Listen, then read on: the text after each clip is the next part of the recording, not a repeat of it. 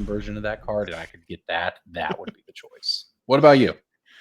I think I'd have to go by my old standby Rhinos, Yeah. where I've played that deck a lot ever since the introduction of Shardless Agent into Modern, and maybe it's not quite as good now with the banning of Violent Outbursts, but hey, still playable. We saw it on Yeah. camera last round. Deck still got some legs to it. Well, what's interesting, you mentioned that, is that we see Rakdos Scam in this top 8. We see Domain Zoo in this top 8, which is a card deck that had to have its best card previously banned, Wild Nikado, of course.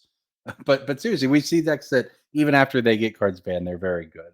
And that's the same. The Domain Rhinos is still a good deck despite losing a piece, right? And that's a nice part of the modern ban list, I think, that they curated. But here we're seeing, you brought up Yawgmoth. Yawgmoth is an interesting deck too, because it's a deck that people thought would really kind of rise in prominence and dominance after the last several rounds of bannings in Modern. Instead, it hasn't. It's just been a very good deck as it is, but it's just been a deck despite all the things it can do. You asked me not to put you on the spot earlier with layers. I won't even pretend DB to know what to ask you about Grist when it becomes involved. So Oh boy. the deck could do a lot of things. Agatha, Soul Cauldron, giving it a whole new angle, but it's just still a deck in Modern. And it'll be have an interesting matchup against the Domain Zoo deck here, which can definitely pressure its life total. Yeah, you mentioned the kind of the presence of Yawgmoth, and a lot of people had assumed that it was going to be a dominant force after the removal of Violent Outburst.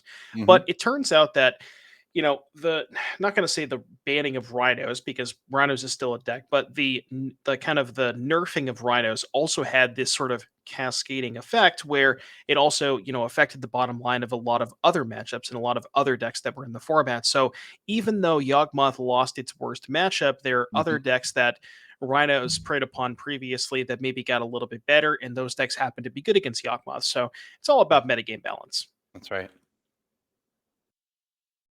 Both players on 6 here. Joseph, again, the 1 seed on the play. Going to kick us off with a Windswept Teeth and a passing of the turn. No one drop here. No banned Wild Nikado here for Joseph. No, but we are off to the races. A slow start. Two is off to the races, off to the, I guess, the warm up before the races. The Yawgmoth of tap land here as well. Surveil over to you. Probably going to fetch and surveil here, or just get a try on. Yeah, actually, I don't think Joseph is playing a Surveil. Let me take a look at the mana base here.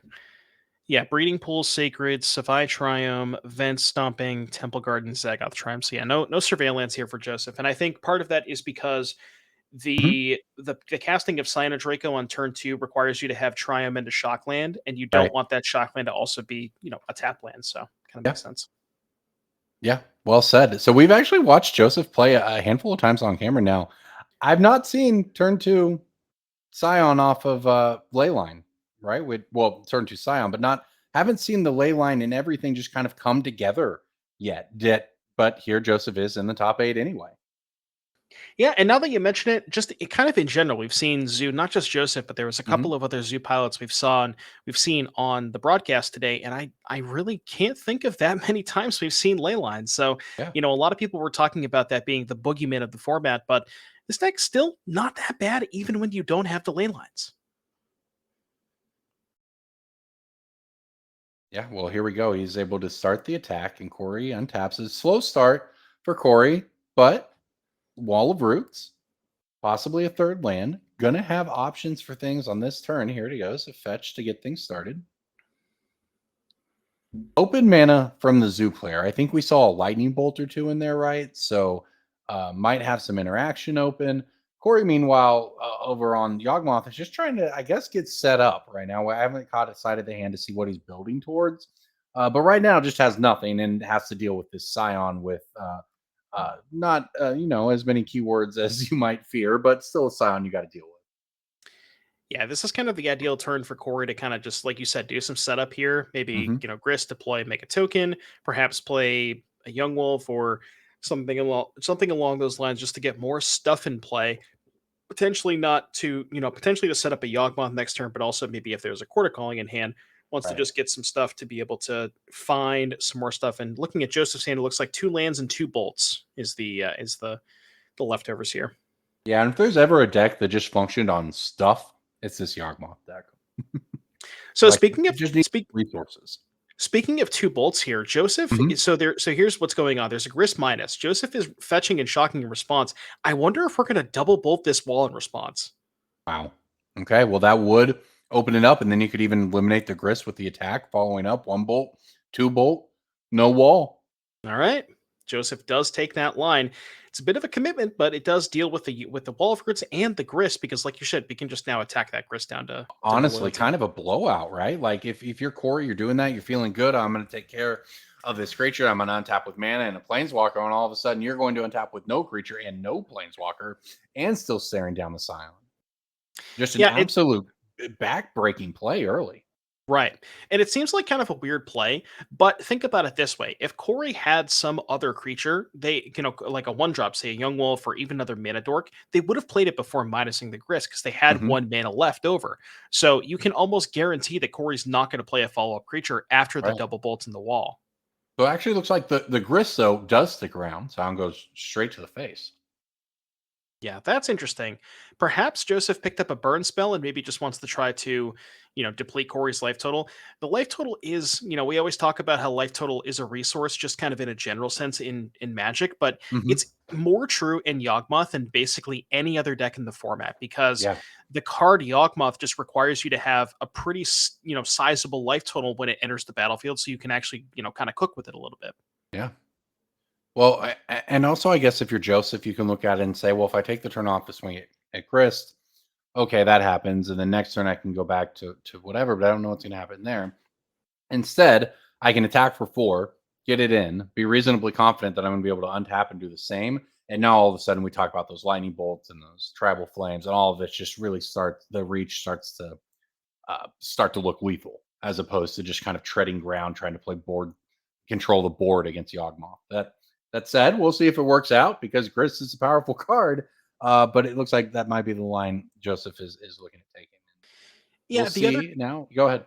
the other consideration too is that maybe Joseph figured, okay, so I want to kill the grist, but I don't have to kill it this turn, and I can just wait till the next turn because Yeah. the grist can't minus, and that is exactly what's happening.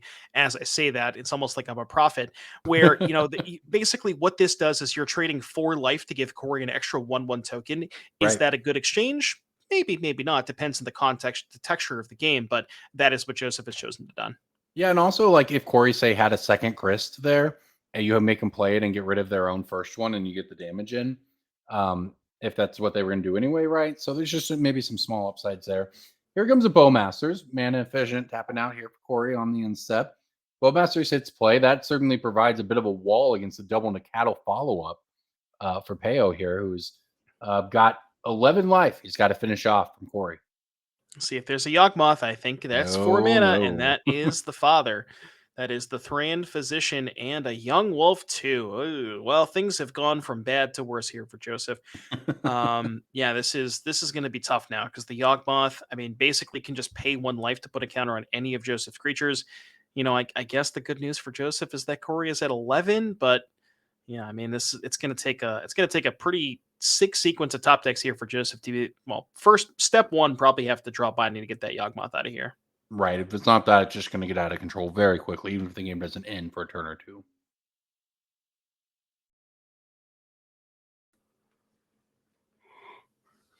See an attack here from the Scion of Draco. Corey lining up. Looks like we're gonna sack the Young Wolf to put a counter on the Draco. Young Wolf is going to come back into play. And then Corey will pick up a card and see if we want to do anything else. Yeah, again, you can kind of do some stuff where you go sack the token, put a counter Hmm. on the wolf, sack the wolf, counter on the scion, and basically every creature that you have represents effect. Oh, we found a Boseiju. Well, there's one way to kill the scion. Yeah, that's a nice answer here. And that probably might go a long way to just kind of slamming the door here on anything Joseph had to get back in it once this Yawgmoth starts to really get going. Good display of the deck here. I mean, just kind of hung in there, even after what we thought was kind of a backbreaking play with that double bolt earlier, and just kind of played some stuff and then played a Yawgmoth, and that might be good enough. Yeah. Yeah, that's the funny thing about this Yawgmoth deck is, like you mentioned, Corey just played a bunch of random cards, but then once you find the deck's namesake, those random cards are all terminate draw card. As opposed to Yeah. just being a 1 mana 1/1 or a token that has no value. All of a sudden, then Joseph has no board and Corey has 10 cards in hand. All right. So with all of that at his disposal, we will see how Corey wants to navigate this game here in the top 8 of the NRG Championship Series. We got the quarterfinals coming to you now. We've got the semifinals coming to you after this. The championship, the finals, will be in the morning. But Corey, step 1, trying to take the first game here off of Joseph Peos, Domain Zoo. See a fetch land here for Corey, bringing Corey down to 9 life. See what the follow up here is. Ideally, wants to find something like we are playing a Blood Artist, so wants to find either that or potentially a Chord of Calling to find said Blood Artist. And what that'll accomplish is that will kind of allow Corey to go basically as deep as possible. Where Mhm. right now Corey is kind of gated on the amount of life that they have. But Right. once oh, well, never mind. I lied. So the cool thing about Shieldred is it doesn't necessarily kill you in the same way that Blood Artist does because you're not draining your opponent, but you end up netting a life in the exchange because you pay a life from Yawgmoth to draw a card and gain 2 off the Shieldred. Mhm. So this will basically allow Corey to draw as many cards equal to the number of creatures that he has in play. Yeah, just absolutely kind of just grinding away at the board here, trying to not make any mistakes as you try to close it out with everything that you believe you should need to go up a game here in this first match. What are you worried about if you're Corey? Anything to do here? Or is it just execute on the combo and the last couple cards and go to next? Well, we actually have locked up the game. So with double Young Wolf, we can actually just draw our Yes. entire deck and then eventually find the Chord of Calling and go to get the Blood Artist. So Yeah, that I looks like guess the weird scenario is if Corey draws the Blood Artist before the Chord of Calling, right as I say that, yeah, he drew the yeah, Blood Artist. But I mean, it doesn't really matter because Corey could just gain a bunch of life, not die, and then just untap and kill Joseph. So I yeah. don't think anything matters at this point. Yeah, Joseph just sitting back, watching it all go down here. Gonna take an untap, courtesy untap step here. I'm very good at calling things, like right as I'm about to say Yeah. it, then that exact thing happens. I don't know if that's, commentator's curse or what it is, but No, you're on fire today. That you're just in tune with it. All right. We've had some excellent matches of Magic, and you have been on top of some of these pretty difficult and tricky situations that these players have been navigating. So here we go. Joseph Feo is going to try to make something happen here before it ends. Going to cast Leyline Binding. Big laugh as he does so, trying to just enjoy the moment. This is a top 8. This is a big moment for all of these players, regardless of how it turns out. And this has been a nice match so far, opening it up here. so I'd actually like to point out something that Twitch chat has mentioned, which Hmm. I kind of didn't think of. But what you can actually do in that situation, where even if you draw the Blood Artist, you Hmm. can draw most of your deck, maybe not all of it, or you can draw all of it. You go to the cleanup step, you discard your hand, you discard whatever, discard the Blood Artist, and then on Yeah. your opponent's upkeep, you chord for the Blood Artist because now it's back in your deck after you endurance it back in. So discard to hand size, then endurance, then chord. Yeah, this deck can always do something new. Or you find out playing against it. That's quite the line. So binding is going to take care of the Shieldred. Joseph kind of thinking about what we want to do here in terms of attacks. Not sure it matters too much, but Joseph thinking through all the lines here.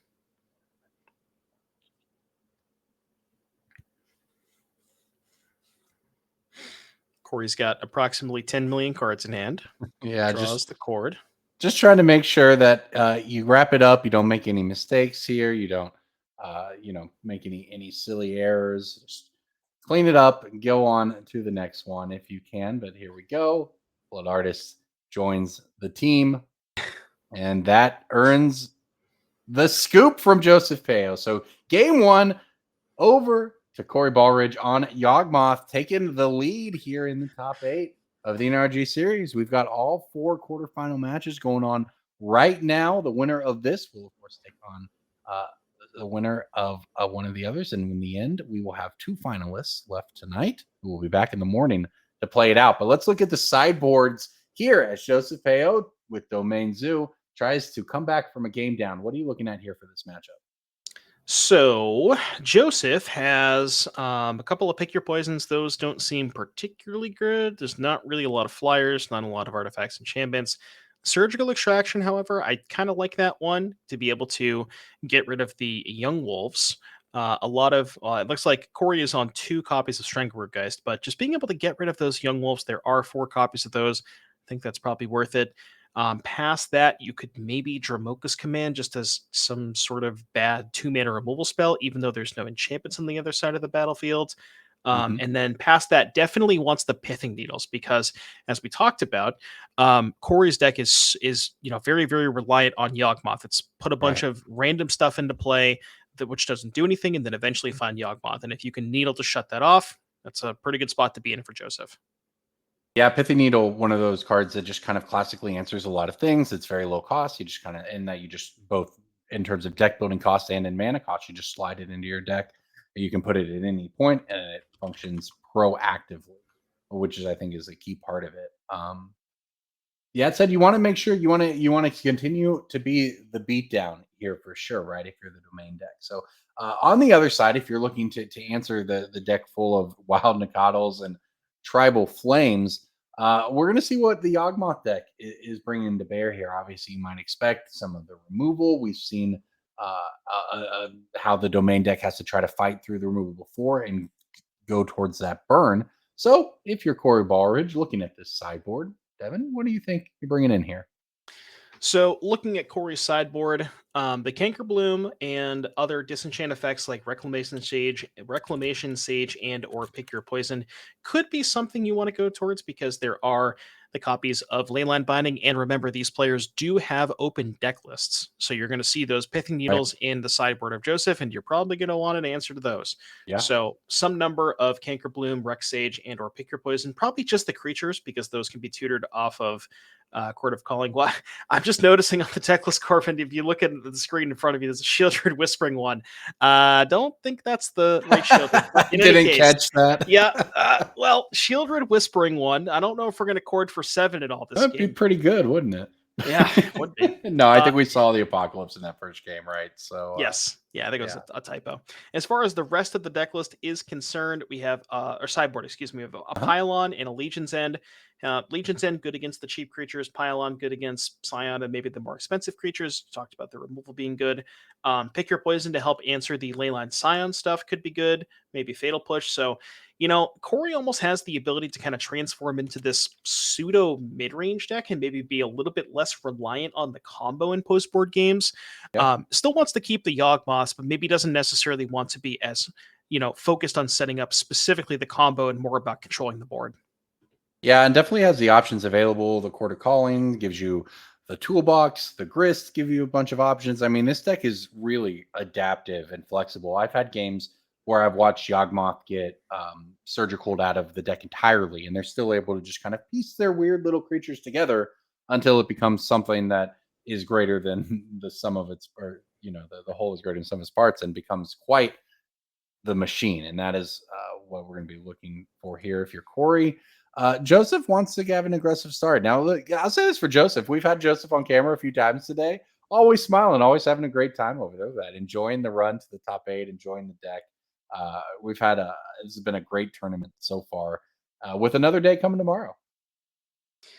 Yeah, absolutely. We'll hopefully get to crown a champion tomorrow. We get to see who is going to be walking away with that trophy, the big money, and most important of all, that token, the token with your own likeness on it. That's what people always want. You talk to them about, you think about the World Championship cards and the top version of it, right? Where people get their face on a card. That's what drives all of them. Yeah, and you talked about last game how Joseph has not had a lane line on the battlefield yet. Well, now we do. Right. We'll have to see how much different this Zoo deck is with that turn 0 lane line.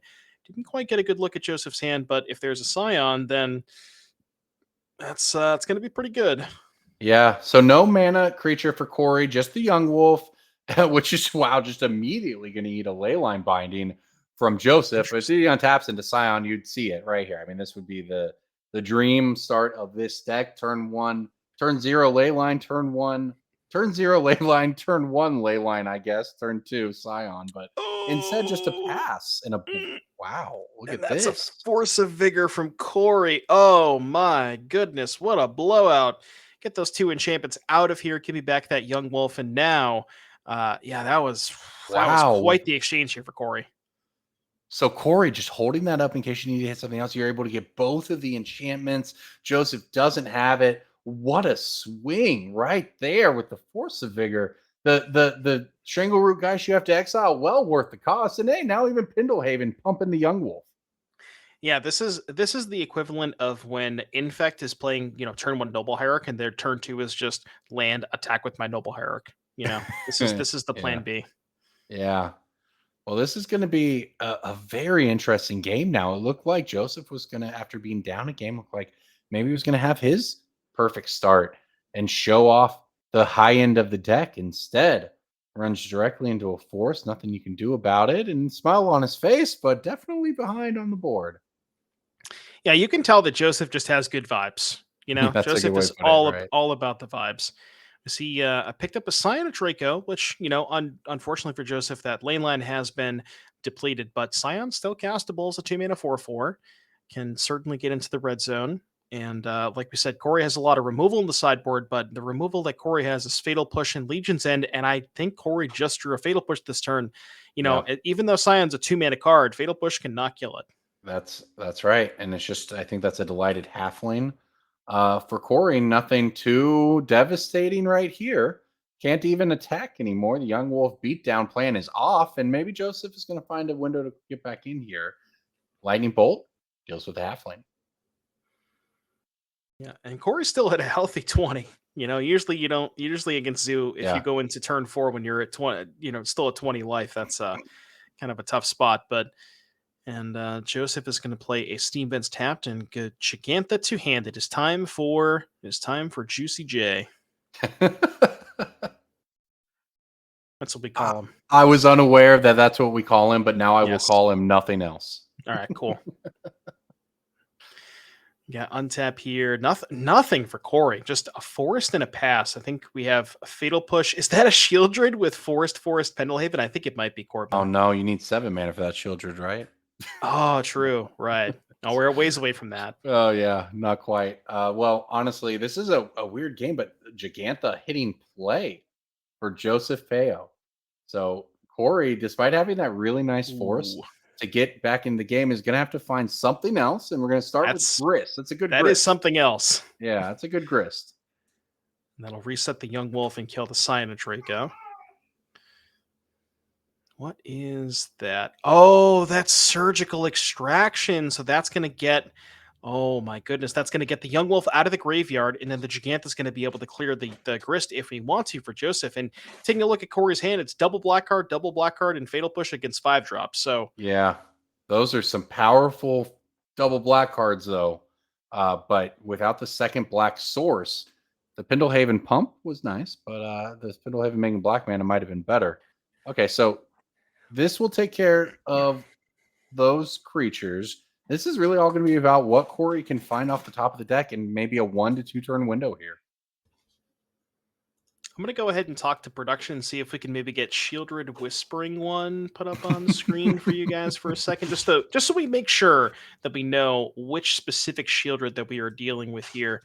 Because I know you may have not seen it before. There you go. Look at that. 6/6 Swamp Walk. How good would that Upkeep, be? return a creature from your graveyard to the battlefield. And then they sack a creature on their upkeep. What a just all-timer right there. Yeah, All-timer. as someone said in chat was there used to be a great reanimator target, right? You just reanimate it, you pass, they lose their creature, you untap, you reanimate something else. It would be pretty good right here, wouldn't it? But a lot of things would be good for Corey here, like a swamp. And unfortunately, he has none of that. It looks like Joseph has picked up a Pithing Needle, I think. I think that might have been the draw step. which, yeah, not the worst. So you're in a kind of a weird situation where you can needle name the Grist and then shut that out completely and just go to the life total. And it looks like that's what Joseph is doing.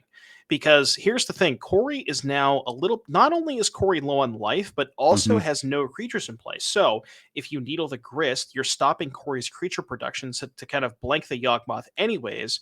So yeah, I think that my guess we can get word from production if we can get with the needle names, but I'm pretty sure the needle name Grist and Corey really needs to find a black source for that Shieldred, and there it is. That is huge right there. I was gonna say we could point to Joseph's heads up lightning bolting the halfling earlier. He's it's just a mana dork at later stage of the game. Why would you do that? But that would have provided the mana for a legendary creature at least. But here we go, Shieldred the Apocalypse. That's the one Corey Baldridge is playing. It hits the battlefield, and all of a sudden, I mean, hey, there's still a Gigantha, which is pretty big itself, but this game has a whole new life with that second black source coming off the top. Yeah, okay. We did get confirmation Grist. from Yep. production. The needle is naming Grist, which does make sense. We got an attack with both. The Shieldred is going to trade for the Gigantha, and the Scion of Draco is going to put Corey down to 8 life. The draw step here for Joseph, not the best. It was the second copy of Surgical Extraction. I'm not quite sure what just happened there. It looked like the attack knocked Corey down a little lower. We might have had an up. We need to get the life totals updated. Either way, it looks like Hmm. that attack, Shieldred trades. It was not enough to follow it up. Joseph's able to finish it off with some extra damage there, maybe. Yeah, we might And have had that life totals wrong. Yeah, and that knots it up at one apiece. And now it's all going to come down to a game three between Corey Baldridge and Yawgmoth and Josephine on Domain Zoo. We're going to come back to the booth here as we get ready for game three of the quarterfinals here in Minneapolis of the NRG Championship Series, a modern showdown for $10,000 this weekend. So this has been an exciting start to this top eight so far. Absolutely. This has been a phenomenal matchup so far. We've got to see, both decks kind of do their thing. We had the lane line, not quite the lane line Scion start for Joseph, but just, had the lane line. And, kind of surprising how we saw Joseph come back from that just absolutely back-breaking Force of Vigor. Just Yeah. killed, the lane line and the binding, got back the Young Wolf, but a lot of time, couple of timely draws here for Joseph. That surgical off the top was massive to be able to not only remove the Young Wolves from the deck, but also the turn that the Young Wolf was going to come back, it would have protected the Grist. So, really, really good stuff there for Joseph. And we'll get to see Corey on the play here for game three. I don't think much is going to change for sideboarding, but yeah, the matchup has felt pretty interesting. I did kind of think that Yawgmoth was favored, but, maybe in the post board games, potentially Joseph gains enough. Well, yeah, and one of the interesting things too there is that it looked, oh wow, they just really overran it there at the end. But if that black source comes off the top of turn sooner, but then the Yawgmoth can get down, start affecting things. So it's definitely in a very close back and forth matchup, and you can see how tiny the margins are, right? So that said, Yawgmoth is going to get to go back on the play here in game three, which is certainly where they want to be. So we'll head on down to the match here as these players try to secure themselves a spot in the semifinals of this tournament here. I see. Okay, Oh, so the funny enough, so the reason that the Shieldred, when we were looking at the deck list during sideboarding, the reason that the Shieldred was the incorrect one was that because that is what was written on the deck list that Corey submitted. So it looks like they're having a discussion or maybe doing a fix about that. Not exactly sure what's going on about that, but we will let you know as soon as we get word on that. But yeah, that was this match has been very, very exciting. We can maybe, while we have a moment, just really briefly talk about our backup match. That was going to be Raja Solomon on Azorius Control on Sam Abolio on Mono Black Coffers. Kind of excited to, potentially, if we have the opportunity to get to look at this backup match, because we have not seen a Mono Black Coffers, and I am getting the word from our production. Unfortunately, we have a game loss here for our Yawgmoth player because the Shieldred was written on the deck list as the incorrect one, and that means Joseph, unfortunately, well, fortunately for Joseph, unfortunately for Corey, Joseph is going to take that match 2-1. yeah, unfortunate. That's how it happens. So we're going to look on to our backup match here. We've got uh, a couple of players trying to find their spot into the semifinals. We have Sam Belial on mono black coffers, and I see an Urborg and a sunken citadel and a demolition field. Off to having some fun over there. Up a game with mono black, taking down NRG mainstay Raja Suleiman on Azorius Control. Yeah, Looks and like it we've looks seen like some action in this one already. Both players got some mana developed, and go ahead and take us in. What do we see here? Devin? What do you expect to find from this matchup as these players stare each other down? so I was, I kind of had talked about. I have played a lot of this mono black coffers deck, and this is a matchup I've played quite a few times. I think game one is a bit sketchy because you have a lot of main deck removal like Fatal Push, March, Hmm. Shielded's Edict, which I guess can hit Planeswalkers, but then Damnation, get the cover up. A lot of bricks game one.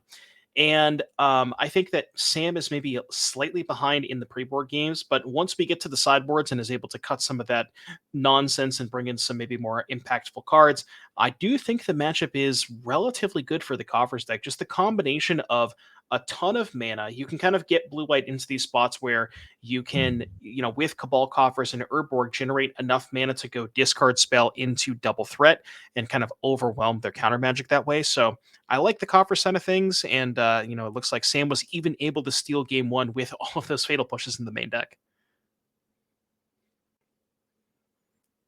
Yeah, and here we go, really settling in, I would say. But the action, Sam's going to go ahead and pull the trigger on a Karn. How does Raja want to deal with this? This is one of these mini decision points that kind of come up is the mono black player offers up a threat. I think it's or his player decides how to best answer it. And you see, you can kind of grind out these small advantages. But I am seeing only two cards, it looks like, in Sam's hand over there, and quite a grip for Raja, who's going to go ahead and Archmage's Charm the Karn to the graveyard. Yeah, I think, as Sam plays their sixth land here, I think Rasha Hmm. might be missing a couple of land drops. It looks like potentially picked up a copy of Zagoth Triumph. But yeah, you see Sam just played their sixth land. Raja was in the play this game just playing his fifth. So Yeah. and missed a land drop or two as we see a Profane Tutor hit the stack here. Raja is not going to fight over that. And oh boy, I don't know if you took a look at the hand there, but I saw an Invoke Despair. Oh wow, that's a piece that we haven't seen since it was banned in standard, if I recall. Yep. Uh, I forgot about that card. What a hit though in modern. You can get all that mana from your Cabal coffers. You can do a lot with it, and against the Zorius player, they are not going to want to let that thing resolve. So that will certainly put them to the test. Yeah, it turns out that one's also pretty good against Leyline Scion because you just get the Yes, Leyline and the Scion and very maybe good draw a there. card. So yeah, that one's pretty good. Yeah, 5 mana, of course. Look, it's a 5 mana sorcery, and it doesn't say you win the game on it. Yet somehow it is quite playable in modern because this mono black coffers deck is really just a neat little. I don't even know if innovation is the right word. Mono black control is one of the oldest archetypes in Magic, but it's really nice to see it pop up and be able to interact with the format in such a way. Now we see the guy reach Sanitarium over on Raj's side that we talked about earlier, but lots of land answers for Sam as you see the demolition field go ahead and start to pick off things from Raj's side. Yeah, and we kind of discussed how Raja is a deck that is featuring copies of four copies of Leyline Binding, and Hmm. part of the reason I think this matchup is good for the coffer side of things is those Field of Ruins, Yeah, where Raja only has a limited number of non-blue and white lands. There's what the Rogarin, the Zagoth, the Breeding Pool, and that's it. So if you can keep Raja off of those lands, you're going to always make sure that Binding is a 4 mana play. And there's a big difference between a 4 mana removal spell and a 1 mana removal spell. that's right, absolutely, as well as any possible sideboard interactions, like for instance those veils we're Right. seeing in Raj's hand. Yeah, I didn't even think about that. Yeah, Yeah. that was massive because I guess the green source was tapped anyways, but Invoke Despair, if I'm remembering correctly, I know it's been a while since it was banned, it does Mhm. target an opponent. So if we had Raja had a green source available, that could have been a much different turn. Yeah, and now Raja is not going to have him. It still doesn't have one available, and this is really Sam kind of putting the screws to him there. Now the invoke had obviously baited out a spell. Here comes A solid. It looks like that was the guy who reached Sanitarium. Solitude in the yard. Land go from Raja. And Sam still putting pressure on. Yeah, That and gets just countered as well. and look at Raja's hand. There's the ley line Yeah, binding and the Veil of Summer. Now the binding is castable, but again, it's 4 mana. that's So right. it's just that Field of Ruin hitting the Zagoth Triumph just basically, I'm not gonna say blanked Raja's entire hand, but it just made it so much more awkward. Yeah, and here's another field. And of course, Sam is any draw is live with the Cabal Coffers. You have so much mana, you can do almost whatever you want. You can also just Field of Ruin the next green source that shows up and keep Raja from ever doing anything with that veil. You can just completely strand it in hand. Now, this is it's an opportunity for Sam. Now he doesn't need he needs to draw something that actually goes somewhere, right? You need to find a ring, you need to find a finisher. You can't Well, just draw swamps, but looks like he's counting up something here. we got Cling to Dust in the graveyard. So with that Okay. with that stock to the graveyard, we can just, Coffers mana Coffers gives you infinite mana, so you can just draw a ton of cards with this Cling to Dust here. So that I'm certain that will eventually find Sam a threat. That's right. Yeah, just gives you that velocity to keep churning through your deck, which is the thing you expect the blue-white deck to have. Where's the Sphinx's Revelations, right? But yeah, Cling to Dust really doing work here. Yeah, chat pointing out that there is an Urborg in play, so the binding actually does cost 3 mana. I kind of forgot about that. Sure, Yeah, but but still, the 3 versus 1, there's still night and day. yeah, the point is Raja is just getting taxed on every angle possible almost by this coffer stack right now. Got some more Cling to Dusts. Just again, Sam just looking to cycle and eventually try and find one of those haymakers, either a Karn, maybe a Shieldred, maybe a One Ring. Only has one copy of the Invoke Despair. So actually, Sam is kind of threat light. Like if you look at Sam's deck list, it's 4 Karn, 3 Bowmaster, 3 One Ring, 1 Shieldred, the tutors, and then a bunch of interaction. I guess the clings too can eventually kind of cycle you and get you there, but Mhm. not maybe a little more threat light than we typically see these coffers decks. Yeah, and there the Thoughtseize reveals the hand. Looks like a Teferi was the pickup here for Raja for that draw.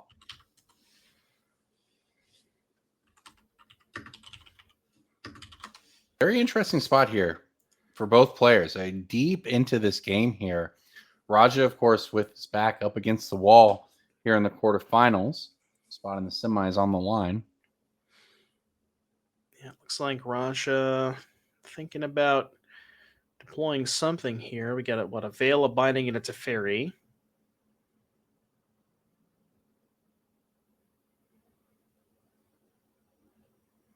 Yeah, that Veil of Summer just, on it, like we talked about, those Field of Ruins just, and Sam even recognizes, like, Sam does know the deck lists. Yeah. And see, Gaia Reach Yeah. discard the Veil of Summer. Yeah, just can't cast it. Well, hey, look at Gaia Reach doing some work as a loot, right? When you just need Yeah. to cycle those cards you can't cast. At least Raja's it's better than being stuck in your hand, So here we go. Teferi. This is something that will elicit a response. That response being a Bowmasters from Sam. Looks like this does resolve, so that makes Teferi in a little bit of an awkward spot here, choosing what to do. Yeah, if you bounce the token, well, that's not good because then Sam just gets another Yeah. Bowmaster trigger, kills the Teferi, so you don't want to do that. So you're almost forcing Raja into a position where he has to uptick it Right. because, just minusing it is just too bad here. Unless we're going to Solitude Oh, I pitch like Kahira. this. Yeah. Okay. Yeah, and now we can bounce the token. That's a nice line. Put the Kahira into your hand, pitch it to Solitude. Now you can get rid of both of them. Now you're going to pass the turn with your Teferi intact. Very But different. shields down. So if Sam Right. does find a threat, Sam has, an abundance of mana, now has a second Cabal Coffers. I can't count Okay. that high. I can't count that high, Corbin, but approximately 10 million mana. And there's Oh, a it's a Karn. lot. That Yeah. is No probably force. going to do it here. GG. Yeah, perhaps. What do we see here? Karn, the great creator, hitting the battlefield. Karn Yep. is going to minus to get Sam anything that he We get wants a out of his sideboard. Sundering Titan. And you remember how I mentioned that their Urborg is in play? So you know what that means. Sundering Titan No. gets to blow up 3 of Raja's lands because there is an island, a plains, and a swamp in play. Oh, it sure does. You see him setting them aside. Oh, another amazing top 8 run for Raja here, but it looks like it might be coming to a close. That was the turn right there, but Mono Black Copper is just able to grind it out. you spend the most mana, you usually win the game, and Coffers is very good at spending mana. Yeah, and Sam, I think Sam's leftover was a Cityscape leveler too, and I'm Yeah. pretty sure we had enough mana to cast it, and Sam was just like, "Nah, I'll just wait till later." Yeah. Because I mean, Sam knows that if the Sundering Titan gets removed, then Raja has no more land. So it's like Right. you're either going to die to the Titan or you're going to kill it and die to the Titan. There's just no way out for Raja here. Yeah, a great run nonetheless. But how about mono black coffers? If you'd asked me mono black against Azorius, I think I would have said that Azorius can just counter the couple of cards that matter from a mono black and coast to victory from there. But that's not how it played out, is it? It's looking like it could be a 2-0 victory here. I mean, Narset's going to try to get Raja back into the game. Yeah, I think the big issue with this specific matchup from Raja's side of things is, Mhm. it's not necessarily like mono black mid range versus Azorius control. This Coffers deck is basically Tron, right? You have the, Yeah. the mana generation, and it plays out very similarly to Tron in the sense of you're eventually going to get to a position where you have enough mana to just overload their counter spells. And so I mean, this in this specific game, Raja didn't really have the opportunity to hold up a counterspell that turn, so it didn't matter. But yeah, frequently the matchup plays out where you just kind of just make your land drops, cantrip, do some weird stuff, and then eventually get to a turn where you have three coffers and just go Thoughtseize, play four spells, and they can't Yeah. counter everything. Yeah. I think it was what, 3 or 4 casts of Cling to Dust? Yeah. uh, just gave the velocity for Sam to just when it came down to both players kind of, getting their last couple of cards in, was able to have the last big one. That's an O stone, it looks like. Oh my god. The O stone to blow up the lands. Wow, no permanence. Okay. All right, Raja, we can move on. I think Raja, it's fine. People, you'll be fine. All right, there There we we go. go. All right. The good game comes in, Roger, with an incredible top 8 run. But Sam Folio with mono black coffers. Moving on to our semifinals. I'm Corbin Hostler here with Devin O'Donnell. We have been covering Modern all day for you. We had 9 rounds of Swiss. That was the quarterfinals here of the NRG Championship Series in Minneapolis. What a start to the top 8. Yeah, I can appreciate a good flawless victory. Sam giving us Yeah. giving us something for the camera at home. But yeah, those were some pretty awesome matchups. Kind of played out, I guess, the way that I would have expected. I would have expected Mono Black to lose game one with those dead fatal pushes, but Yeah. I do think the matchup is not as bad as people think it is for Coffers. So congratulations to Sam and Joseph. Moving on to our top four. So we will have to see what the other two results are in just a moment. I believe we are okay. It looks like we There we have an go. updated bracket. There you go. So Joseph, we saw. Looks like Dom Harvey has defeated Spencer Calling on Scape Shift.